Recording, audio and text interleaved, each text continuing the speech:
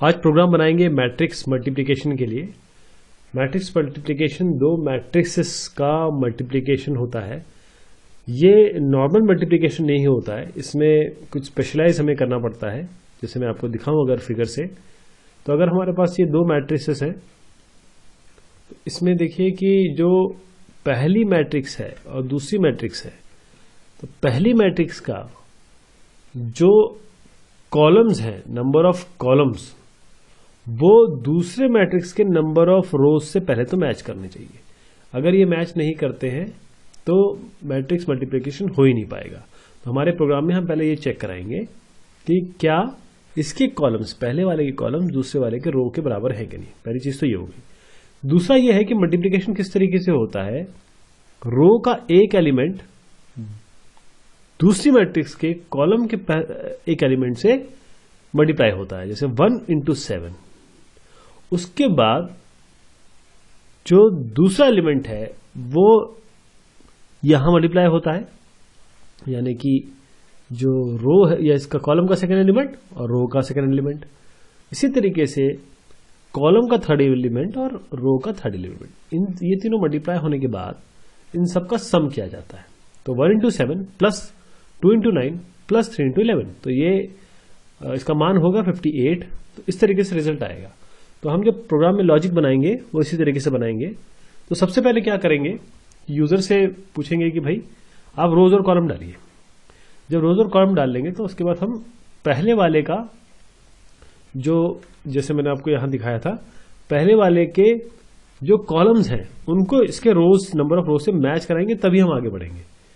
तो करते क्या है कि हम यूजर से बोलते हैं कि आप रोज डालिए। तो मैं कॉपी पेस्ट कर देता हूं, एंटर रोज, और ये R1 में ले लेंगे। हम जो हम वैल्यूज लेंगे वो R1 मतलब रो 1, पहली रो के बारे में बात हो रही है। उसके बाद जब यूजर ये एंटर कर देगा स्कैन से, हम स्कैन से R1 में ले लेंगे वैल्यू। फिर यूजर से बोलेंगे कि आप इसका कॉलम्स डालिए, रो और कॉलम डाल देगा।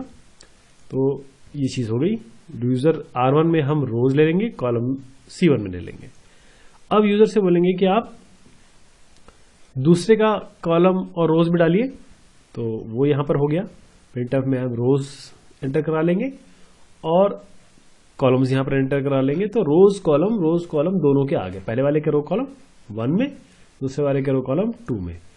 इसमें क्या है, हम चेक कराएंगे इफ जो पहले वाले के जो कॉलम है यानी कि C1, यदि ये नॉट इक्वल है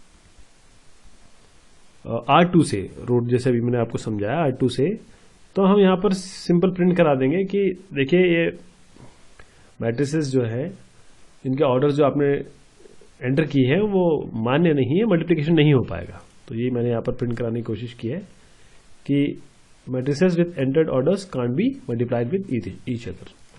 तो ये काम हो गया हमारा। अब हम आगे बढ़ेंगे और यूजर से बोलेंगे कि चलिए आप पहली मैट्रिक्स में वैल्यू एंटर करिए।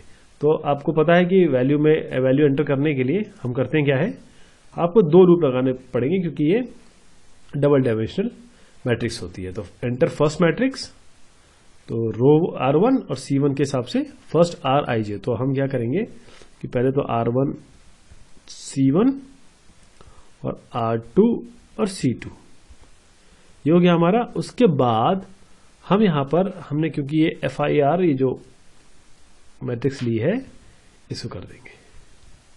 इसी तरीके से अब हम सेकंड मैट्रिक्स के लिए सेम काम करेंगे कि भाई आप इसमें एंटर करिए वैल्यू, दूसरी की भी कर लेते हैं। सेम चीज, सेम कोड आएगा, बिल्कुल सेम।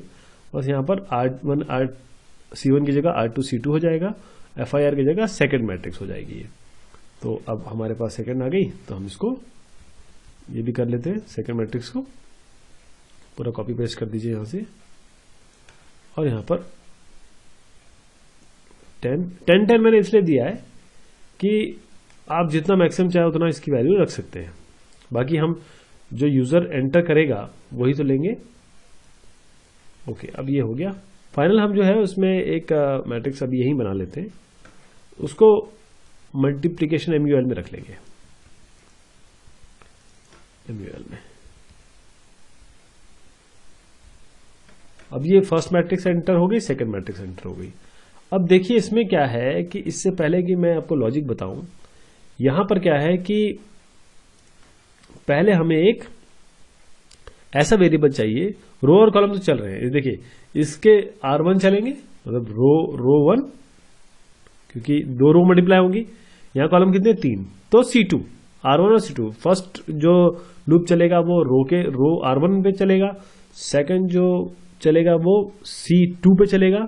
लेकिन क्या है कि जब ये एक बढ़ रहा है इस डायरेक्शन में, तो ये तो इस डायरेक्शन में बढ़ रहा है, एक वेरिएबल हमें ये चाहिए होगा जो इनको भी बढ़ाए। ये जैसे बढ़ रहा है 1 से 2 पे आया, ऐसे 7 से 9 पे आया, तो 9 से 11 पे गया, ऐसे 2 पे 3 पे गया। तो जो एक बढ़ रहा है उसके लिए हमारे पास एक नया वेरिएबल हमें इंट्रोड्यूस करना पड़ेगा, वो हम k को करेंगे। और वो चलेगा कितना, देखिए क्योंकि वो इतना उतना, ये दोनों सेम है ना, तो या तो आप इसको कॉलम 1 बना सकते हैं या रो 2 बना सकते हैं, ये आपके ऊपर है। तो हम क्या करेंगे, उस कोड को यहां बताते हैं।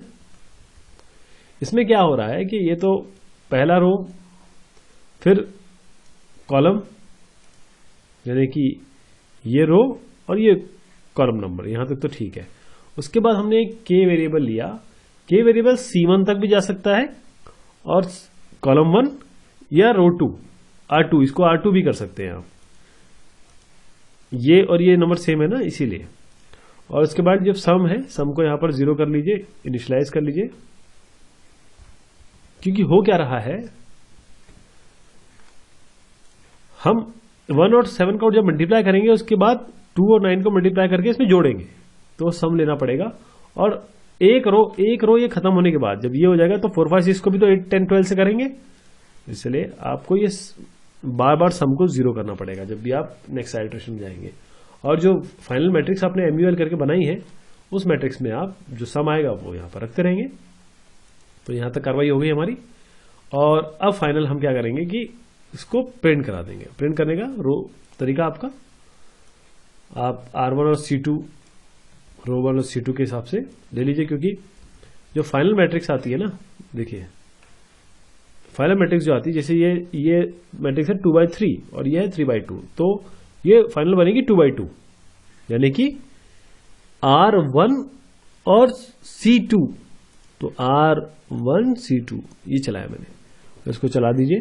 देखते हैं इसमें अभी और क्या क्या चीजें बाकी है जो हमें ऊपर बतानी पड़ेंगी, वो हम अभी कंपाइल करने के बाद हमें पता चल जाएगा। उसको हम ऐड करेंगे, फिर उसके बाद मल्टीप्लाई करेंगे। अच्छा, यहां पर अब ये बोलता है R1 रिडिक्लेरेशन ऑफ R1 2 बार हमारा हो गया, तो इसको हम हटा देते हैं। C1 ठीक है। अब देखें और कंपाइल करा के कोई एरर तो नहीं है। तो यहां पर ये बोलता है कि आपको I और J भी करना पड़ेगा, IJ, और रन कराते हैं। चलिए साहब, प्रोग्राम चला 2 3। अब देखिए अगला जो आएगा ना, अगर मैं इसको मैच नहीं करता हूं, ये दोनों को मैच नहीं करता हूं ना, तो देखिए क्या है बोलेगा, ये बोलेगा matrices with entered orders can't be multiplied with each other, enter first matrix values. यहां पर आप पहले ही आपको वो आ जाएगी, मल्टीप्लिकेशन नहीं होगा। आगे आप चाहे आप इसमें एग्जिट लगा सकते हैं या जैसे आपकी मर्जी हो वो कर सकते हैं।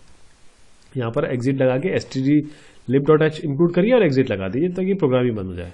मैंने केवल ये दर्शाने की कोशिश की है कि यहां पर ये एरर आएगा अगर आपने वो वैल्यू नहीं डाली। हम दोबारा चलाते हैं। अब एक्चुअल में जो लॉजिकल वैल्यूज है वही देंगे 2 3। अगला जो है वो इससे मैच करना चाहिए 3, और आगे जो भी दे सकते हैं आप 2। अब वैल्यूज हम डालते हैं फर्स्ट की 1 2 3 4 4 5 6, और कोई और वैल्यू दे देते हैं 3 4 5। तो साहब ये है मैट्रिक्स मल्टीप्लिकेशन 2/3 पहली, फिर 3/2, 3 3 कैंसिल हो गया, 2/2। ये आपका फाइनल मल्टीप्लिकेशन हो गया मैट्रिक्स का।